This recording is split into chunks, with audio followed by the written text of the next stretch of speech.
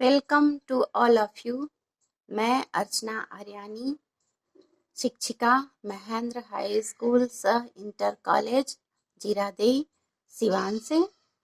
मैं the Bihar teachers history makers मेरा mobile मेरी शिक्षा के इस मंच पर आप सबका स्वागत करती हूँ, अभिनंदन करती हूँ।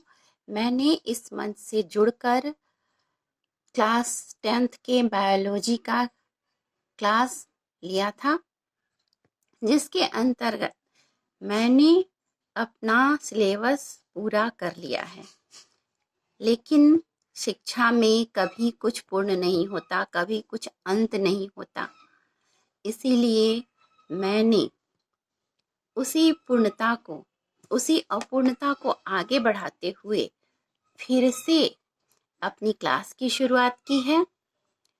कहते हैं ना, जहाँ चाह होती है वहाँ राह होती है। तो उसी चाह के साथ मैंने एक राह निकालने की कोशिश की है और मैं आपके समक्ष पुनः 10th क्लास के जीव विज्ञान के रिवीजन के साथ उपस्थित हूँ, जिसमें हम कुछ प्रश्न और उसके उत्तर को जानेंगे। इस क्रम में हम सबसे पहले जानते हैं विज्ञान के प्रश्न पत्र के बारे में। तो बच्चों, हमारे जो विज्ञान के प्रश्न पत्र होते हैं वे 80 अंक के होते हैं। वैसे तो ये 100 अंक का होता है, लेकिन 20 अंक जो होते हैं वह आंतरिक मूल्यांकन के द्वारा दिए जाते हैं। और अब बच गए 80 अंक।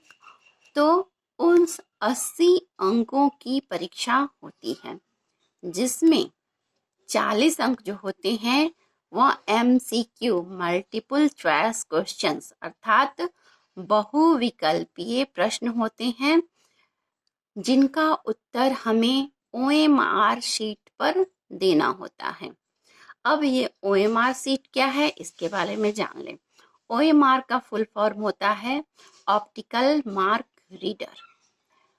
तो यह एक कंप्यूटर के द्वारा इसको रीड किया जाता है और हम सीट पर जो कुछ गोले दिए होते हैं उसमें सही आंसर के गोले को काला करके हम अपना आंसर अंकित करते हैं।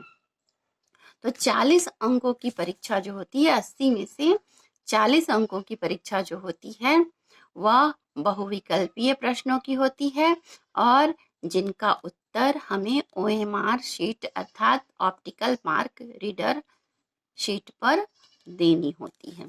अब बच गए 40 अंक। इन 40 अंकों की लिखित परीक्षा हमें आंसर शीट पर अर्थात उत्तर पुस्तिका पर देनी होती है। विज्ञान विषय में 3 विषयों का सम्मिश्रण होता है: भौतिकी, रसायन और जीव विज्ञान। तो हम जो 40 अंकों की लिखित परीक्षा देते हैं वो इन तीनों में से होती है और 40 अंक के जो बहुविकल्पीय प्रश्न होते हैं वह भी इन तीनों विषयों से मिले जुले होते हैं। लेकिन जो बचे हुए 40 अंकों की जो लिखित परीक्षा होती है, जो हम आंसर शीट पर लिख कर देते हैं, उनमें से 14 नंबर के प्रश्न जो होते हैं वे भौतिकी से होते हैं, फिजिक्स से होते हैं। 13 नंबर के प्रश्न रसायन से अर्थात केमिस्ट्री से होते हैं और 13 नंबर के प्रश्न जीव विज्ञान अर्थात बायोलॉजी से होते हैं। अब इन भौतिकी में, फिजिक्स में जो 14 नंबर के 14 अंकों की परीक्षा होती है, उसमें से लघुत्तरीय और दीर्घोत्तरीय प्रश्न होते हैं, जिसमें लघुत्तरीय प्रश्नों में हमें 8 प्रश्न पूछे जाते हैं, 2-2 नंबर के होते हैं। ये 2-2 मार्क्स के प्रश्न 8 प्रश्न पूछे जाते हैं। इन 8 प्रश्नों में से हमें 4 प्रश्नों के जवाब लिखकर देने होते हैं। उसके बाद फिजिक्स में ही दीर्घ उत्तरीय प्रश्न होते हैं, 2 प्रश्न पूछे जाते हैं जो 6-6 अंक के होते हैं। इन 2 प्रश्नों में से हमें 1 अंक के 1 प्रश्न का उत्तर देना होता है जो 6 अंक का 6 मार्क्स का होता है। अब आते हैं केमिस्ट्री अर्थात रसायन विज्ञान पर। तो रसायन विज्ञान में 13 अंकों की परीक्षा होती है जिसमें से लघुत्तरीय प्रश्न 7 होते हैं। 7 में से हमें 4 प्रश्नों के उत्तर देने होते हैं। ये 4 प्रश्न 2-2 अंक के होते हैं। अब इसमें भी 2 प्रश्न दीर्घोत्तरीय पूछे जाते हैं जो 5 अंक के होते हैं और जिसमें से 1 प्रश्न का उत्तर देना होता है। 5 अंक के 1 प्रश्न का उत्तर देना होता है। इसी प्रकार जीव विज्ञान में भी 7 लघुत्तरीय में प्रश्नों में 7 में से 4 प्रश्नों के उत्तर हमें देने होते हैं जो 2-2 अंक के होते हैं और 2 प्रश्न होते हैं दीर्घोत्तरीय जिनमें से 1 प्रश्न का उत्तर देना होता है जो 5 अंक का होता है। इस तरह से हमारे प्रश्न पत्र की सेटिंग होती है।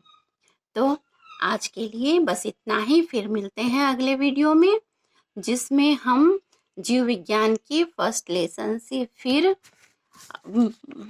बात करेंगे और उसमें हम MCQ अर्थात मल्टीपल चॉइस क्वेश्चंस, फिर लघुत्तरीय तथा दीर्घ उत्तरीय प्रश्नों की चर्चा करेंगे।